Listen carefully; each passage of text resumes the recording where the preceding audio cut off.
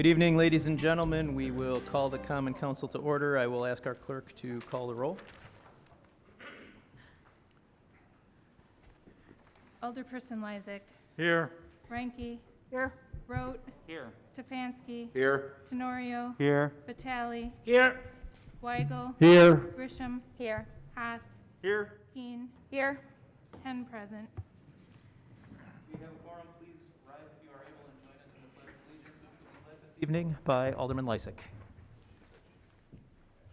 I pledge allegiance to the flag of the United States of America and to the republic for which it stands, one nation, under God, indivisible, with liberty and justice for all.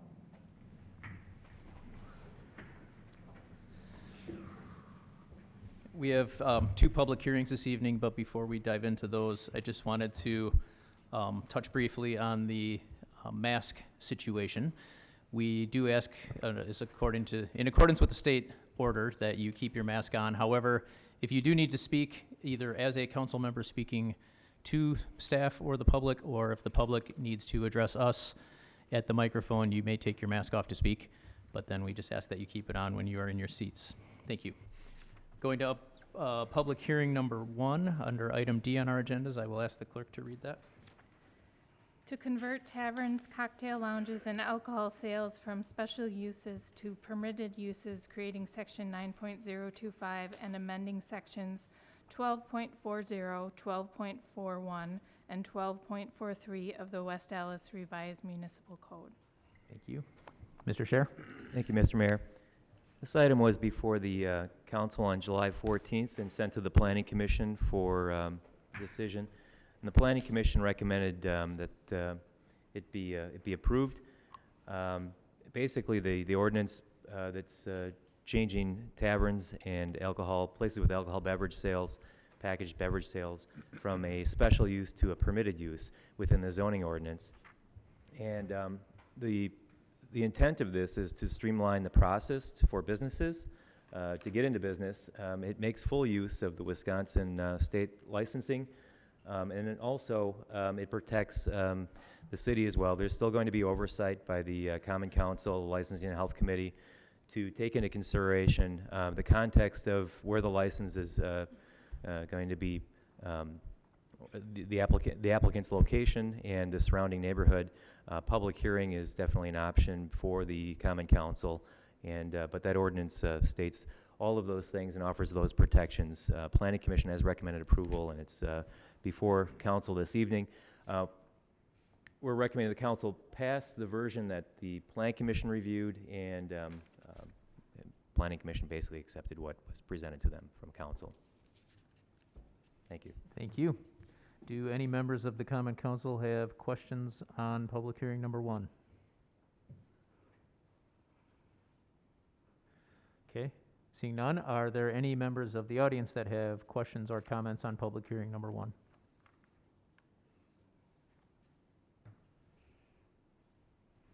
Seeing none, we will close public hearing number 1, and I will ask the clerk to read our second public hearing. Resolution relative to determination of application for a special use permit for Endless Motorsports, LLC, a proposed indoor vehicle sales, use, and accessory shop to be located within a portion of the existing multi-tenant commercial property located at 2200 South 108th Street. Thank you. Mr. Scher? Thank you, Mayor. The location is Highway 100 in Grant. This is a commercial multi-tenant strip mall. The former location of Hunt's Flooring, who is relocated from this location further south on Highway 100, is available for a lease, and AJ Conkle of Endless Motorsports is interested in leasing the property about 2,600 square feet on this site in the very north end cap of the shopping center. Currently there's 2 other tenants within this shopping center, and there's about 30 parking stalls on site. The purpose of the special use is for an indoor power sports sales store, selling everything from ATVs, UTVs, wave runners, and motorcycles. There will be no repair work done on site. All of the vehicles will be coming in through the front doors. There'll be a new door that would be created on the front end of the building, a double door access way on the front for access to the showroom. About 3 vehicles at a time would be sold from the location. The hours of operation are roughly between 10 a.m. and 7 p.m. It varies a little bit during the week, but those are the outer extent of the hours on a 7-day week. About 30 parking stalls overall, 8 are required for this use. There is an existing landscaping plan for this property, the perimeter landscaping, refuse enclosure behind the building. So we feel it's in pretty good condition. There's no additional landscaping that was recommended by the Planning Commission. The alley will not be used for deliveries. There are refuse containers back there, and those will be used for normal commercial refuse pickup. But the business is really intent, and heard from the neighborhood, and is really intent on maintaining, delivery and pickup from, through the front doors. And that's how most of the deliveries take place on site right now. Any FedEx or UPS deliveries to the other businesses on site are coming in to the parking lot off of Highway 100 and then exiting typically in the same manner. Planning Commission has recommended approval. There have been since two concerns from the neighborhood revolving around noise, loitering, concern about racing, and then also concerns about obstructing the alleyway with commercial business. So we have a letter of intent from the business owner, who's also here tonight to if you have any questions, to sort of go over his business. But Planning Commission has recommended approval, and if there's any questions, I'm happy to help answer. Thank you, Mr. Scher. Do any members of the Common Council have questions or comments on public hearing number 2? Mr. Mayor, Alderperson Grisham. I have a question regarding the business. Does this business plan to have or hold any events where there would be a surplus of motorcycles that attend, such as like tent events, things like that? I don't, I guess I don't have the answer to that question, but certainly we could perhaps ask Mr. Conkle to answer that. Okay. You can go up to the podium.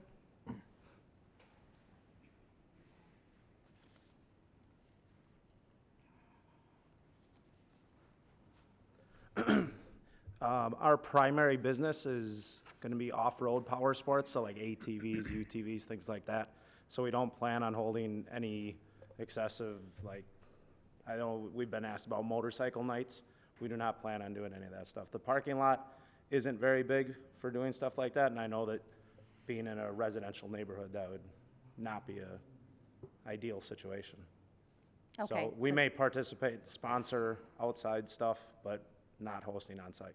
Okay, my question arises for constituent complaints or concerns about that, so Okay. I feel better to know that there won't be any motorcycle events Okay. and that you're respectful of the residential areas. Thank you. You're welcome, thank you. Mr. Mayor? Oh, Alderperson one sec. Keen. I have a question. For the sales of motorcycles or ATVs, will there be any test driving, or is it sold as is? Sold as is, it's all used power sports units. With the off-road units, obviously, those can't be operated on the road. We have been in talks, I was talking with Steve, about being able to relocate them via trailer out to the Muskego area where there's some land. But that is something we are in talks of. Motorcycles, there's a lot of liability if people test drive those due to accidents, maybe not having experience. It's a little bit different than a car market. So at this point, we don't plan on doing any test rides. Our insurance has some very big concerns with liability as well. So it's not worth the risk at this point.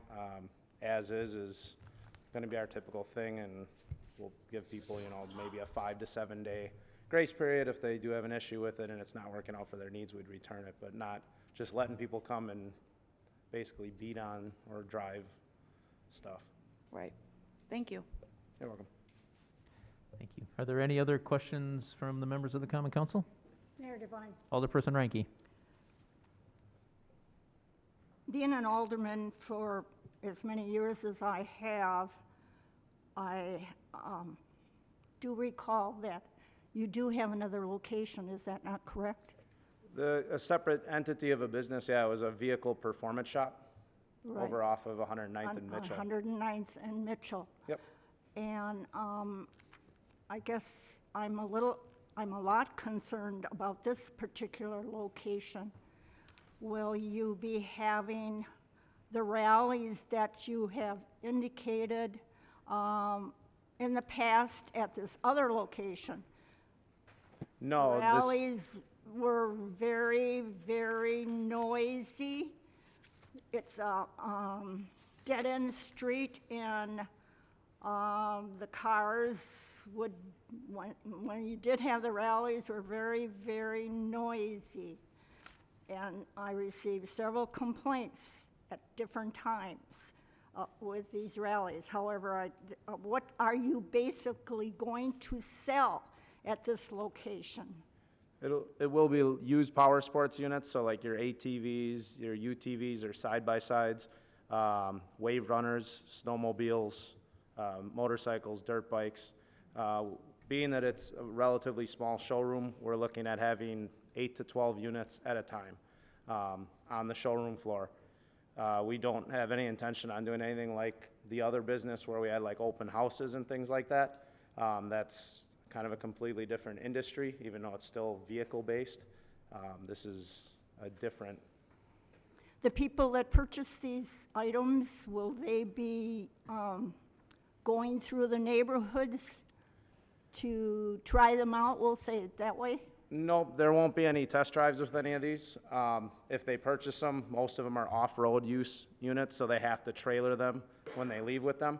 The way the parking lot is set up, it encourages exiting out on the Highway 100. I believe that was done by previous planning commissions, just to curtail that from happening. So there really is only one true exit from that parking lot that is on the Highway 100. People shouldn't be going into the neighborhood. There's, on the north side of the street, it says exit or entrance only, so it should discourage anyone from going that way. We would never encourage anyone to use the neighborhood to go through.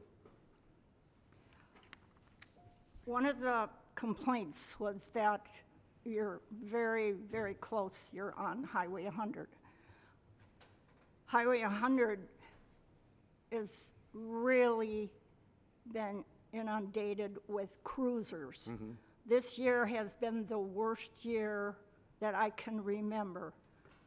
The cruisers have caused a lot of problems in the neighborhoods, and we get a lot of complaints from the people that live in the households, in the apartments.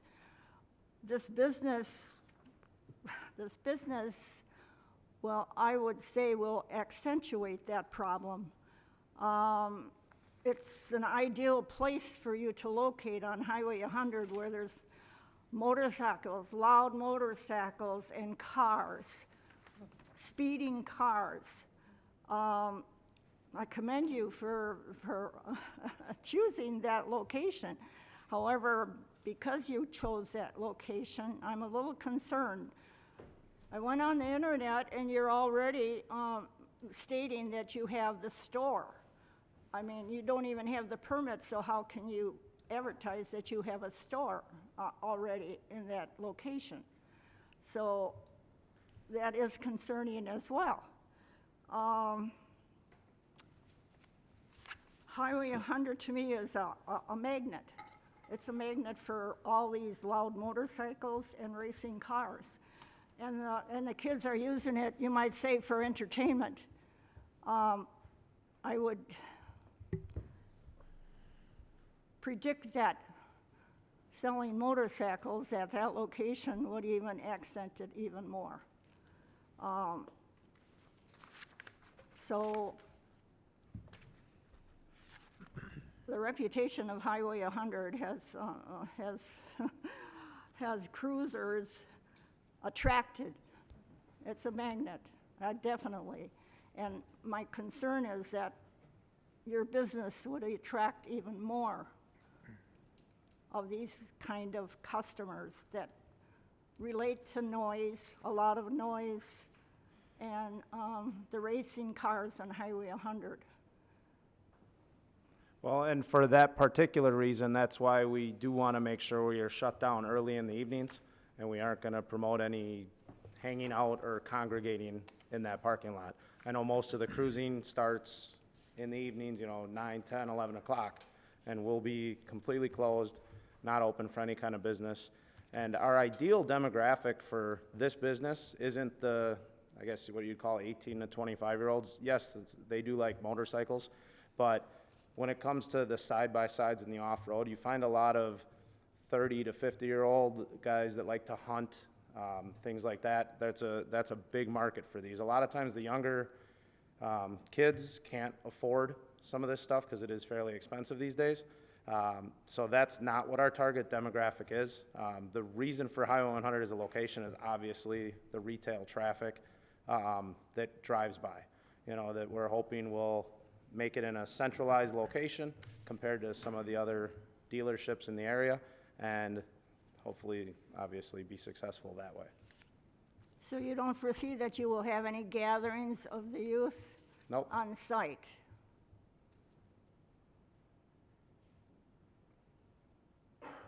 Thank you. You're welcome. Mayor Devine, Alderperson Rote. we didn't catch your name because you didn't give it to us. Oh, I'm sorry. My name's AJ Conkle. Okay. And question for Steve, and you were on 109th and Rogers, 109th and Mitchell. Mitchell, okay, and that's right behind like the tile shop, I believe, that, Yep. was this not the same group that had that dyno tester in there and we kept asking them to get sound walls and you were just kind of royally saying, no, we're not? And you were disturbing everybody in the neighborhood. Well, that location, Alderman wrote, AJ and had worked with us and the health department to minimize the sound by installing some baffling within the building, sound insulation, after some of the complaints that were received. So it did work out. The special use for that location was approved, maybe in 2017, I think. But It was a while ago, but yeah, but that location was ultimately approved by the council, subject to a lot of oversight and sound insulation through the special use process. But you are correct, yep. right, but it was, my understanding was it was a battle to get that sound insulation, correct? Maybe not a battle, let's go struggle. Understanding, I mean, I think there was a endless auto sport at that location on Mitchell Street had hired a sound engineer to analyze, the output, the decibel readings, and that was shared with our health department. So there was quite a bit of work that went into that, but in the end, I'm not aware of any recent complaints, more recent complaints after that sound insulation was installed. And thank you. And I guess I keep hearing the word shouldn't instead of won't. Like, they shouldn't be doing that in a parking lot instead of they won't. So maybe we have to make that a condition of the special use at the committee level. Yeah, I would not be opposed to that, whether, I don't know the solutions other than signs saying no loitering when we're not there. I don't know if there's other suggestions. We're definitely open to anything like that. I mean, the big thing is I want to work with the neighbors in the neighborhood. If there's concerns from previous tenants, which it sounds like it was alleyway blocking, we're definitely trying to make it livable for everyone. And Mayor Devine? Are you done, Alderman Rote? Oh, yes, I'm sorry. I Okay. said thank you. Thank That's you. all right, no worries. Thank you. Alderman Haas. Yeah, and just for clarity, do you still own that location on Mitchell Street or have any involvement in that? Yeah, but it still had some involvement. There were two partners that purchased that about 2.5 years ago, and they were the owners of it. Since then, we have sold the what they call a chassis dyno, and they've discontinued all labor services over there. It's retail only, and there's a new business trying to acquire occupancy. I believe they're in the midst of it right now. Okay, so that one is not Endless Auto Sport, at least not in No. name anymore. Nope. Okay, thank you. Mayor Devine, Alderperson Ranky. will you be selling items that embellish the sound of these motorcycles and cars? And then having the people install them on site? There will be no, what I would call mechanical labor on site. It's strictly a retail showroom. I mean, no wrenches, screwdrivers, anything like that. It's, we aren't performing any services on site like that. It's retail sales only, like if you would go to like Target and purchase something. With the parts and accessories we sell vary from wheels, tires, seats, exhaust, things like that. So people purchase that and then they put them on themselves. Okay. We aren't performing any upgrades or anything on site. Your customers, do you foresee them traveling through the neighborhoods in the area versus on Highway 100? I do not see them turning into Grant with the way our parking lot is structured. You come in about a half a block south of Grant. That's the entrance and the exit, which is what the co-tenants share with the nail salon and the finance place. There is a entrance that goes out onto Grant right there, but it's supposed to be an entrance only if someone turns from south on Highway 100. I believe that's why they put it in at angles so people should not be going to the right. There is a sign that says exit only, entrance only, and they're supposed to go out on the Highway 100. So that, I'm assuming, was put in for that exact reason, but I do not foresee that people should be going that way if they're following the traffic signs. Mm-hmm. I commend you for working with the neighborhood, hopefully, about the alley, because they have indicated that children play in the alley. If you're not aware of that, that's a commendable act on your part to just allow the motorcycles to come through the front entrance. Yeah, and I don't foresee us needing to use the alley other than for literally our garbage refuse. That's the reason for putting the entrance on the front of the building, so nothing needs to be back there and blocking anyone or disturbing anyone, because I was told that was a major concern and an issue in the past. So that we wanted to basically attack that head on and make it so it's not an issue. I think the neighborhood is most concerned about the noise. Mayor Devine? Alderperson Grisham. I want to thank you very much for answering all our questions. I really appreciate you going into the detail that you have, and if approved, I wish you luck. You're welcome. Thank you. You're welcome. Any other questions from the members of the council? Hearing none, are there any comments or questions from the members of the audience? And if there are, please let me know and come up to the microphone. Seeing none? Okay. Seeing none, we will close public hearing number 2. We will now move on to item E on our agendas, which is citizen participation. This is the opportunity for the council and I to receive information from members of the public during this 30-minute period. We ask that you keep your comments to approximately 5 minutes as we aim to keep this portion of our agenda to a half an hour. We would need your name and address if you need to address us. Is there anybody that wishes to address the council under citizen participation this evening?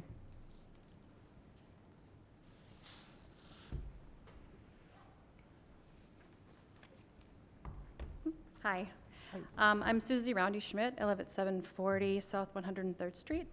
I'm a licensed mental health provider practicing in West Dallas, and I'm here to voice my support for both the resolution and the ban on conversion therapy. The practice of conversion therapy has been found by the independent forensic expert group to violate, quote, violate the basic human rights of individuals and the standards and ethics of the medical and mental health professions with no medical or scientific validity. The action of conversion therapy is cruel, inhuman, degrading, and in many cases torture, end quote. I believe by passing the resolution and ban that this council is sending a message to our LGBTQI plus sisters and brothers that their rights, health, and safety are important and that they are a valued part of the community. To only pass the resolution and not the ban would suggest that while we do not agree with this, we will also not do anything to protect you from it. It's been raised, I've heard, that there's been no indication that this is happening in our community, but I suggest that even if this is the case, it is worth passing this resolution and ban in the spirit of harm reduction. There are pro-conversion therapy groups in the state of Wisconsin that travel to communities and even to a person's home.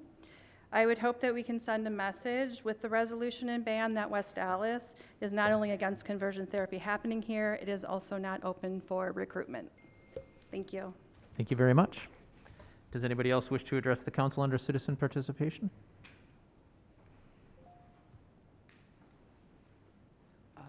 Well, first off, good evening again. I'm Jessica Katzenmeyer. I am at 7139 West Greenfield Avenue, just right down the street, and I am voicing I am in favor of both the resolution and for the ban tonight. Well, first off, being openly transgender, I have been a victim of conversion therapy myself. Way back in the early 90s, I went through this form of conversion therapy where my parents tried to make me straight, if you want to say. And I could tell you, even now, 30 years later, it's hard to talk about it.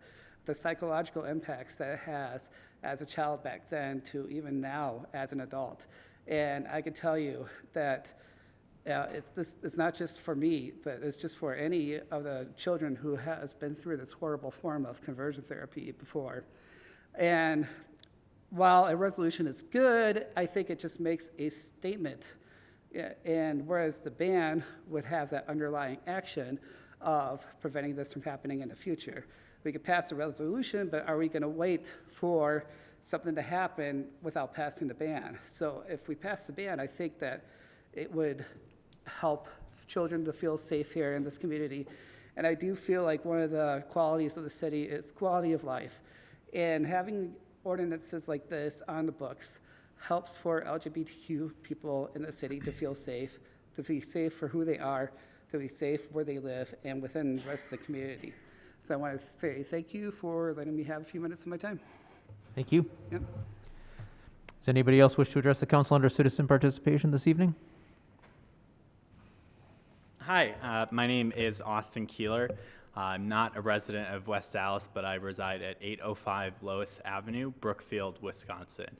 I'm also here today to support the ban on conversion therapy as well as the resolution. I'm gay. I grew up gay in Brookfield, which I can tell you was a very difficult thing to do. I didn't really know who I was or what being gay was until my mid-teens. I didn't have anyone to look up to. I didn't have any relatives, family members, or friends who were LGBTQ+, and I didn't really know what that was. When I was growing up, that still wasn't really something that was visible. It wasn't really something in the media. It wasn't something that governments were talking about, or if they were talking about it, it was about Defense of Marriage Act, Don't Ask, Don't Tell. Everything in my life was kind of either reinforcing that being gay was bad, or that I would face violence and discrimination and hate for coming out and identifying who I am. I have not gone through conversion therapy, but I started an organization called People Against Conversion Therapy because of conversations I've had with people like Jessica who've gone through this practice. The trauma and harm it causes people is just, there aren't really words to put it into perspective, what kind of, just how badly this screws people up. And while there isn't evidence that conversion therapy is happening, it doesn't mean that it's not happening in West Allis. Conversion therapy practitioners operate in the shadows. Like this medical professional told you, they travel around the state. We know this. And by banning conversion therapy, not just the resolution, I support the resolution as well, but I don't think that goes far enough.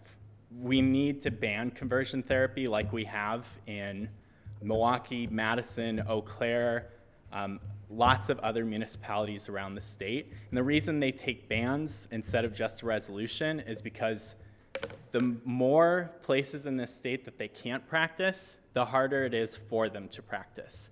So yes, it might not affect any practitioners in the city currently, but it will protect youth from any future practitioners or anyone who's trying to travel to West Dallas. It'll make West Dallas not an option as more municipalities ban this until we can hopefully eventually get to a statewide ban. I'd also briefly like to tell you from the youth that I've heard after we've banned conversion therapy in their municipalities, what that meant to them, what that statement of support from their local government saying that their identities were valid and that they weren't going to let people try and change them in very harmful ways, what that meant to them. And I can tell you, growing up, had I been seeing that kind of support from my local government, it would have been life-changing. It would have changed a lot of things, and it would have made a lot of things easier. So I'm asking you to keep all of those things in consideration, not just stopping people who might be doing it now, but stopping people from coming here and practicing conversion therapy, but also what that message sends to LGBTQ plus youth in West Dallas, because I promise you it means the world to them. Thank you for your time, and again, I encourage you to vote yes on both the resolution and the ban. Thank you. Thank you. Does anybody else wish to address the council under citizen participation? Okay. Seeing none, we will close citizen participation and move on to item F, where I will announce our standing committees will be meeting during recess. Those room numbers are listed on the top of page 2 on your agendas. Next up is item G, the mayor's report. I have a few things this evening. First off, as a lot of you know, former West Dallas Alderman Ralph West passed away in mid-July, and I just want to take a moment to offer condolences to his friends and his family. I'm sorry. Hi, I'm Joan Hanson. Joan, from the we have you Chamber. coming up shortly on the your item 5 on our agenda. Thank you. I come up now? No, we'll call you up shortly. We have I couldn't see you sitting back there. Thank you. Sorry. So yeah, I just wanted to offer condolences from the city to the family of Alderman West and his passing. And similarly, I want to offer condolences to the family friends about the passing of Kent Kemmerline, who was before this body last year with Ryan Knodel, who was a West Dallas Special Olympian who went to Abu Dhabi for the World Games. Ken passed away from COVID-19 a few weeks ago. He was also a very popular bartender at Stenny's, and his loss really is going to leave a hole. He was a very large personality. He was a very kind man and will be missed by many. And lastly, I just want to mention with the COVID-19 rates increasing, the city, as you may know, is participating in a Mask Up campaign. The West Dallas Health Department is having a free face mask or face covering drive-through. The first one is Thursday, August 6th at 3 o'clock. And the second one is Tuesday, August 11th from 9 a.m. until noon. This will be held at 72nd and National in the parking lot across from the health department. They will be giving away face coverings for people in West Dallas that would like to. That does conclude the mayor's reports this evening. Do we have any alderpersons' reports? Mayor Devine. Alderman Rote?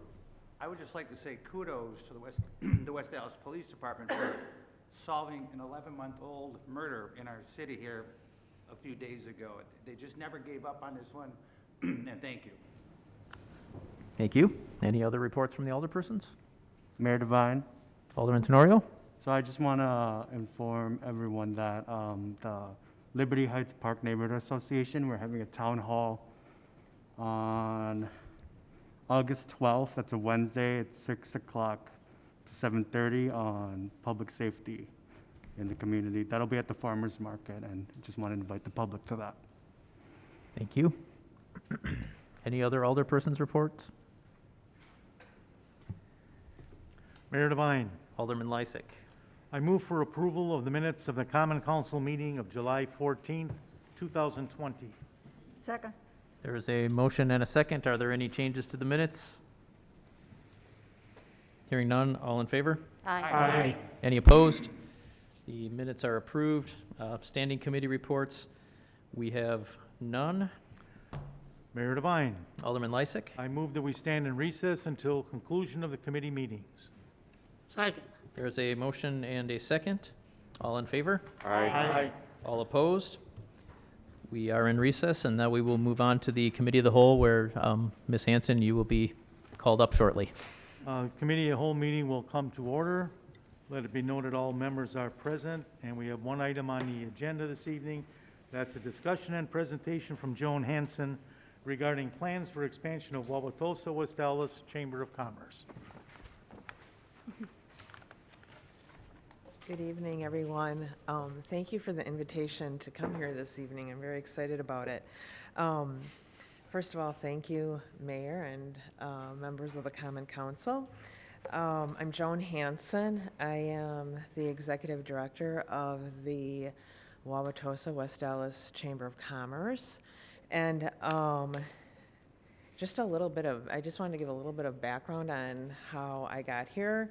I joined the Wauwatosa Chamber of Commerce as the Executive Director not quite a year ago.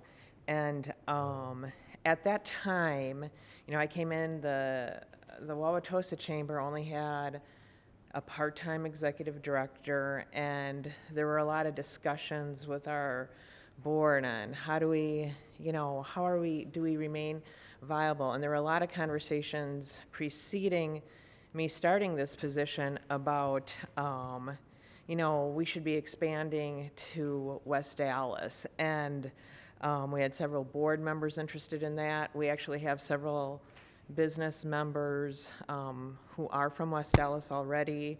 State Fair Park is a member of our board. And with those previous discussions, when I came on, that became one of my goals as well, obviously, to move that forward with the board. And we think it's a great idea because obviously our borders align. We already have some West Dallas members.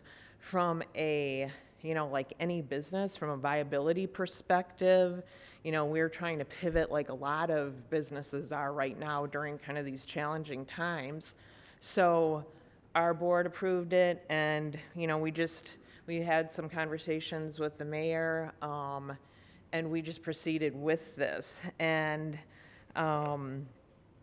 just overall, I wanted to give, this is, happened very quickly, but I just wanted to give you some of, our perspective, my perspective on how we want to move forward just generally. And so I just want to keep it at a very high level, and I know I have just a few minutes here tonight, but overall, what I'm envisioning is, first of all, we're focusing on getting back to the roots of what chambers do. In other words, why were chambers even created in the first place in the early 1900s? And Wisconsin's got a rich history, on that. And really what it was to promote, obviously, business interests, supporting free enterprise, and in other words, being the voice of business. And the strength are in numbers. So a lot of chambers around the state do this, but I think locally some of the chambers have gotten away from that. So that's really what we're trying to promote, is just being the voice of business. And, we're really kind of in a unique position to accomplish some of those goals. And, as a starting point, now keep in mind, I haven't even been here a year yet, but as a starting point, everything's a building block, whether it's, what we're doing in Wauwatosa or what we are going to be trying to do here. We created a public policy committee to discuss business issues. Now, this might seem, really basic to some of you folks, and most chambers do that, but our chamber had not been doing that for quite a long time, so we want to, we started that. We also started, and probably, I consider this really to be fairly significant. And again, a lot of chambers already do this, but we started a public officials, breakfast. And we've been a little bit on hold with the pandemic, and we're doing a lot more through webinars and Zooms. But just as an example, we had an open mayoral seat, which you probably knew. So we did a forum for the two candidates. We didn't endorse anybody, but we did a forum for our business members so they could meet the candidates. And then after Mayor McBride won, then we invited him back so he could explain his agenda for the city, and so our folks could have a conversation with them, and that's gone over really well. And another example, we had one of our state senators in for a Zoom meeting so our business folks could meet him. Another example is we had our police chief Weber in for a lunch and things like that. So although that might sound, basic, we're just trying to get the chamber up to speed and allow those opportunities for businesses. Sometimes what I found over the years is, sometimes business folks are a little bit afraid to, call their alder person or call the mayor or call their state legislator. We want to just make it easy for the lines of communication to remain open. The other things that we did for, how we partnered with the city of Wauwatosa, for example, they had a lot of grant opportunities available during the pandemic. And so we were really worked with them closely to keep those lines of communications open so that businesses knew about that. Did the same thing with WEDC, the same thing with the PPP loans and things like that. So, our ideas are just to keep these moving because sometimes business folks are so busy that, they just need the information right there so they can just get going and participate in that. And then secondly, kind of the other big bucket of what we're working on are the traditional things that you might see chamber members participating in, and that's to build on what was happening, but I want to try to bring, a lot more opportunities to businesses that they may not have had in the past, and I'm trying to bring more education and training to businesses, whether they're small or large, whether you need to learn about financials, whether you need to learn about cybersecurity and things like that. Next month, I'm having, for example, the Wisconsin Hospital Association in, and they've got a fantastic dashboard on COVID, and they'll talk about some of those kind of things. So I'm trying to bring some statewide interest to the business community here locally. And then we'll build on, in addition to kind of some of those educational programs, I've worked, with the school district to try to work with them on their launch program and connect them with businesses and training there. I'm working with Employ Milwaukee is on our board, trying to bring maybe more job fairs when things start moving.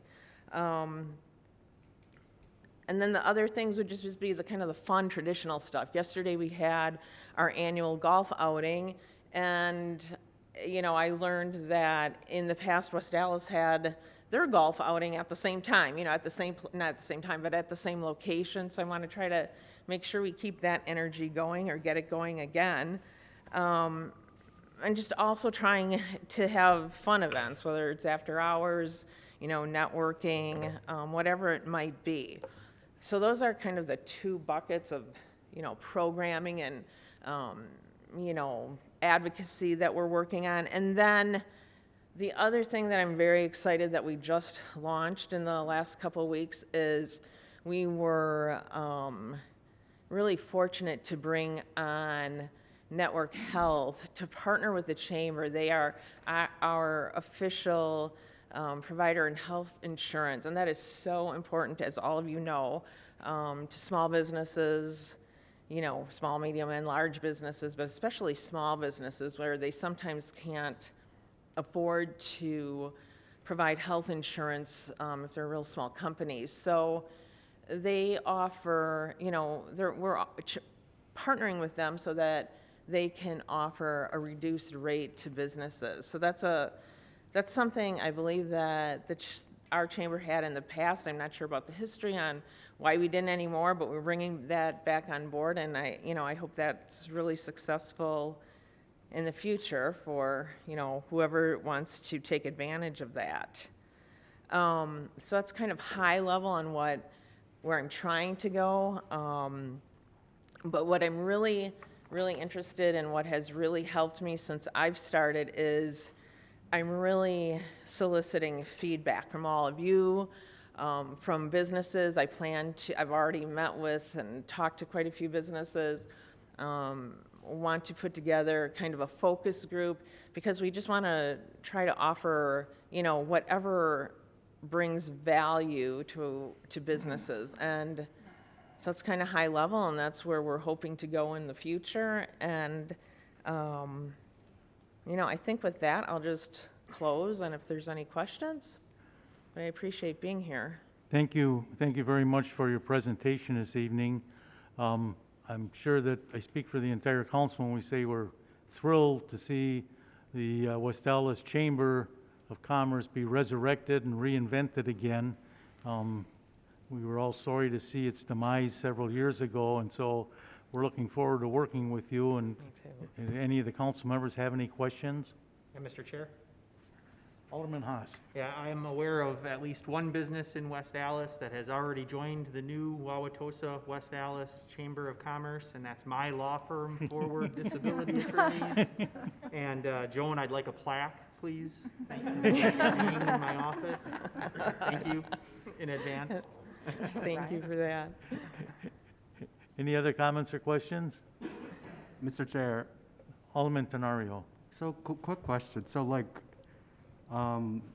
could you touch on this? Like, what is the difference between like the Chamber of Commerce and like a bid, for example? And what would that relationship look like? Wait, the difference between a chamber and a what? And like a bid, business improvement district. Bid Yeah. district, yeah. Like the bid? Yeah. Well, so, the bid is part of the city, right? And Right. so a chamber of commerce isn't, part of government at all. I think, honestly, most chambers work very closely with their bids, because obviously it's really in everyone's interest to have, a strong economy, just certainly. And I know we've worked closely with the bid, but the chamber under the law is created as a 501c6. We're really quite unique, to be honest. And so we're a nonprofit business. And because we're under the IRS code of a C6, we're allowed to advocate on behalf of business. We're allowed to speak on behalf of business. So, for example, let's just say all the businesses in Wauwatosa think property tax, or Wauwatosa or West Allis think property taxes are way too high. And let's say our membership thinks the chamber should get involved in that. Well, I might come before you or come before someone else and say, I think the property taxes are too high. Or let's say we love something you are proposing. Conversely, we would come and support it. So we're uniquely positioned to be the voice of business. And, we haven't really, this is all kind of building blocks. I'm not sure that we're going to be doing that right away, and we're not endorsing people right away, but a lot of chambers do that, a lot of the bigger chambers. So that's what the difference is. We're in the private sector. We have a lot of members, who are not just private sector businesses. We have the school districts or the city. We have a lot of folks who are part of government or the school district, the zoo. So we have a lot of members who are other, that are formed other than a private sector business. But that's how we're unique. We can go before the legislature if we want, and things like that. So really just the voice of business. You're welcome. Mr. Chair, Alderperson Grisham. Joan, thank you so much for your presentation. I do have a question for you. As far as the connection with elected officials, for example, the first I had heard of the chamber, the merge that was taking place was actually from an article from JS Online. So I really had no background on it. Now, as a business owner, how would businesses get connected with you? What type of marketing are we looking at in joining TOSA? Well, that's a very good question. So, just last week, we brought on a membership specialist that's going to help us bring on more members and help us with marketing. And it's going to take a lot of social media, a lot of on-the-ground meetings with me and our staff, and I hope that we can generate enough publicity over time that, and obviously we'll be in the community, but hopefully we can generate enough publicities that people want to join. And like any business, we're gonna just have to do it through marketing.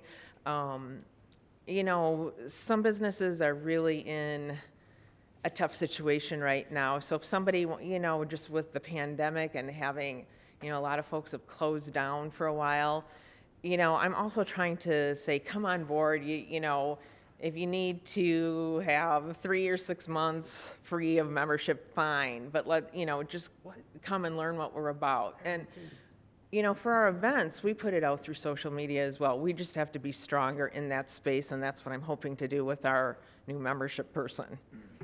Okay, thank you. Thank you. So I already paid, and I just heard I could get 3 or 6 months free.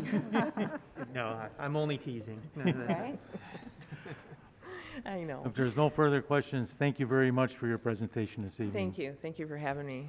Is there I a look motion to forward to adjourn the working with committee of the whole? everyone. I make a motion to adjourn. Second. All in favor? Aye. Opposed? Carried. All right, well, then the Administration and Finance Committee will come to order, but Are We'll let the other guys leave. separating? Yeah. Yeah, you guys are in the Yeah. room Give 'em a minute to G12. leave. Yeah.